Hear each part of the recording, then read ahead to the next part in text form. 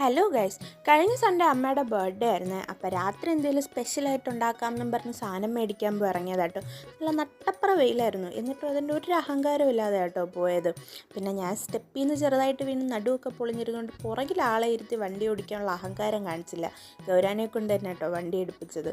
എന്നിട്ട് പിന്നെ നെടുമങ്ങാട് പോയി അച്ഛൻ്റെ കയ്യിൽ നിന്ന് കാർഡ് മേടിച്ച്, കാരണം അതുണ്ടെങ്കിലേ പിന്നെ പോയിട്ട് കാര്യമുള്ളൂ. എന്നിട്ട് നേരെ ഞങ്ങൾ രാമേന്ദ്രനിലോട്ടാട്ടോ പോയത്.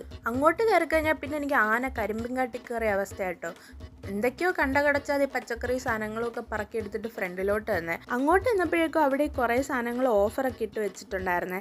അതിൽ നിന്ന് പിന്നെ ഈ യോഗ ബാറിൻ്റെ സാധനങ്ങളൊക്കെ കണ്ടപ്പോൾ ഞങ്ങൾ പിന്നെ ഒന്ന് ജസ്റ്റ് എടുത്ത് നോക്കിയേ. എന്നിട്ട് പിന്നെ ഞങ്ങൾ ഫസ്റ്റ് ഫ്ലോറിലോട്ടാട്ടോ കയറിയത്.